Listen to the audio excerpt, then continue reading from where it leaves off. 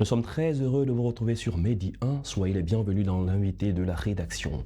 L'artiste, écrivain, romancier Umberto Eco estime que la fonction essentielle d'une bibliothèque est de favoriser la découverte de livres dont le lecteur ne soupçonnait pas l'existence et qui s'avèrent d'une importance capitale pour lui. L'ouvrage dont nous allons parler aujourd'hui revêt également une importance capitale pour le lecteur. L'auteur est avec nous, Fidèle Goulizia. Bienvenue sur le plateau de Medi 1. Merci. Vous êtes journaliste et écrivain, auteur d'un livre intitulé Bardo 18. C'est Tout bien à cela. fait. Bardo 18 à San Pedro dans le sud-ouest de la Côte d'Ivoire. Justement, on allait dire Bardo c'est en Côte d'Ivoire, Oui. c'est à San Pedro. Alors, quelle est l'importance de Bardo pour vous et comment est-ce que vous vous identifiez à ce quartier de cette ville de San Pedro? Il y a un lien affectif avec la ville de San Pedro. Ma famille est arrivée à San Pedro en 1996. Mon père était inspecteur de l'enseignement primaire, l'inspecteur principal. Et moi, j'ai eu mon bac à San Pedro en 1998. Et j'étais le meilleur bachelier de la région avec la mention bien. Je me rappelle le nombre de points, 296 points. Et l'un des meilleurs sur le plan régional avec la cuvée Pierre Kipré 1997-98. Donc pour moi, je voulais écrire un roman hommage non seulement à la ville de Besançon où je vis depuis 8 ans en France, ce qui est la ville natale de Victor Hugo, et puis la ville de San Pedro qui m'a tout donné. Et dans Bardo 18, vous décrivez l'histoire d'un couple. Oui. Ivoiro-français ou franco. Oui. Ivoirien, il s'agit de Kader et le Soleil. Oui. Alors parlons-nous de cette histoire, comment elle naît finalement. Elle naît à Besançon et puis elle grandit à San Pedro entre une Française qui est écolo, qui est militante féministe, qui est végane, et puis Kader qui est étudiant ivoirien, qui a eu une bourse pour aller étudier la Grèce antique à Besançon. Et il y a cette rencontre-là fusionnelle qui se crée. Il décide de créer un café associatif alors que tous les opposent sur le plan idéologique. Oui. Un café associatif pour aider les enfants du plus grand bidonville, l'un des plus grands bidonvilles d'Afrique de l'Ouest, le Bardo. Et dans le sous-quartier, c'est Bardo 18. Mais face à ce café associatif qui a du succès, il y a un autre plus grand projet qui va les contrarier, c'est la construction de la centrale thermique à charbon décidée par le gouvernement. Et à travers ce couple ivoiro-français, c'est les relations Côte d'Ivoire-France que vous essayez de décrire ici. Quelle est la similitude entre ce couple et les relations internationales, les relations de coopération qui lient la Côte d'Ivoire et la France de belle lurette? J'ai voulu opposer l'horizontalité de ce couple-là, parce qu'on sent que c'est une horizontalité qui marche, face à la verticalité des relations entre États, entre la France et la Côte d'Ivoire. Je rappelle, c'est connu, ça peut plaire ou ça peut déplaire, mais c'est une réalité, c'est-à-dire l'État de Côte d'Ivoire en tant qu'État, et là je parle en tant que juriste, c'est une projection politico-juridique de la France à partir de 1893. Donc il y a cette verticalité entre cette projection coloniale pensée par les élites françaises et qui se ressent sur la Côte d'Ivoire, que ce soit dans son système monétaire, dans son système stratégique, militaire de défense. Donc, il y a cette verticalité-là. Et moi, je propose une horizontalité parce qu'entre peuples français et ivoiriens, on se comprend. Il y a plus de 20 000 Français qui vivent en harmonie avec l'hospitalité légendaire des Ivoiriens, dont on a fait preuve lors de la CAN 2024. Et les supporters marocains qui nous regardent peuvent le témoigner. Exactement. Donc, moi, je veux dire l'horizontalité, au-delà de tous les contentieux historiques et idéologiques qui peuvent nous diviser, l'horizontalité, à travers le respect et l'amour, peuvent triompher. Dans Bardo 18, vous mettez également en lumière le côté écologique de Soleil qui finalement va être expulsé par sa façon de faire. Oui. Vous mettrez aussi le fait que le couple mixte, est-ce qu'il peut durer dans le temps? Vous en parlez. C'est des questions essentielles.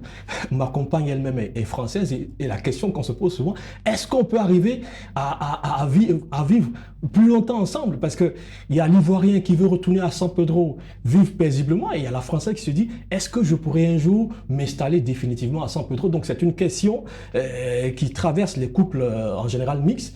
Et puis la question de l'écologie. On en débat, on parle souvent de la dette ivoirienne, on parle de la politique, de la démocratie, mais on ne parle pas de l'écologie suffisamment. Et là, il y a un projet sur la centrale thermique à charbon qui a suscité des polémiques, qui a fait déplacer même des agriculteurs de Kablaké à quelques kilomètres de San Pedro, mais personne n'en parle. Donc il faut que la société civile ivoirienne s'approprie des thèmes comme l'écologie pour faire avancer le débat public. Est-ce que vous ne pensez pas que la société civile le fait aussi bien?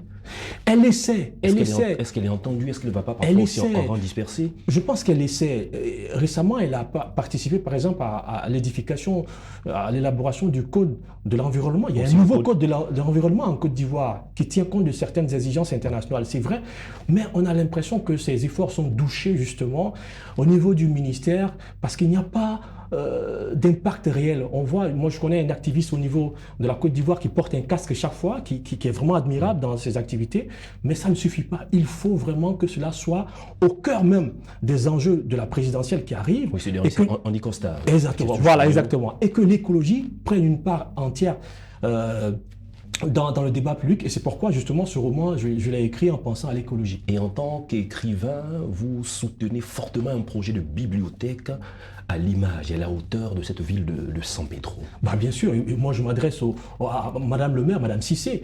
Il est impensable aujourd'hui, 26 ans après, moi à l'époque quand j'étais bachelier, je prenais les livres dans la bibliothèque du lycée Inagoye, et quand il n'y avait pas de livre, je partais jusqu'à l'Alliance française. 26 ans aujourd'hui, après tout ce que San Pedro a donné à la Côte d'Ivoire, la Coupe le Sénégal 92, les éléphants étaient en escale à San Pedro. En 2024, on a vu le Maroc, les Lions de l'Atlas, nous donner cette qualification inespérée. San Pedro a beaucoup donné avec son port d'exportation, le premier port au monde de cacao.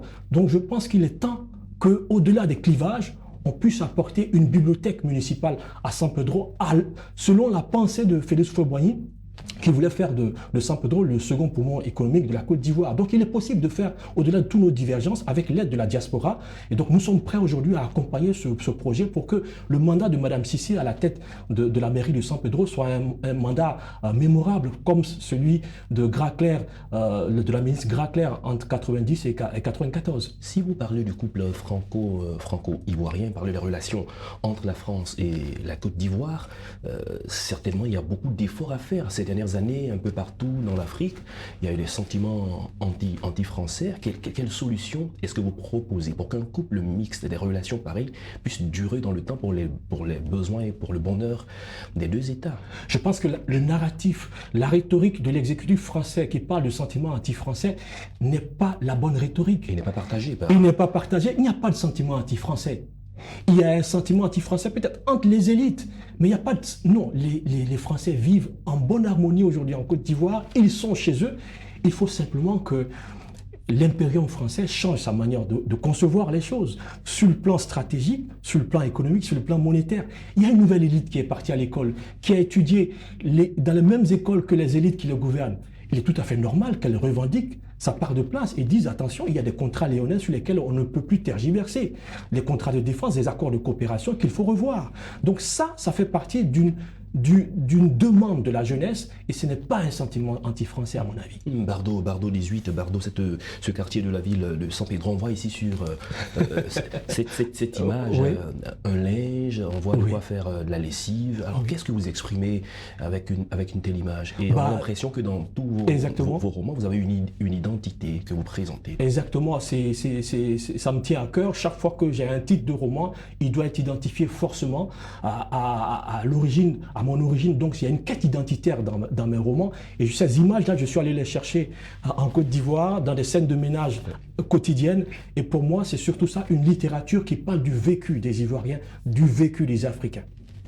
Très bien, nous sommes déjà à la fin de cette émission. Nous rappelons que nous parlions du livre Bardo 18, Bardo qui est un quartier de la ville de San Pedro, un ouvrage écrit par Fidèle Goulizia. On a eu du plaisir à échanger avec vous. Merci. Merci d'être passé sur notre plateau. C'est la fin de cette émission. Merci à tous de l'avoir suivi. Bonne suite de nos programmes sur Medi 1.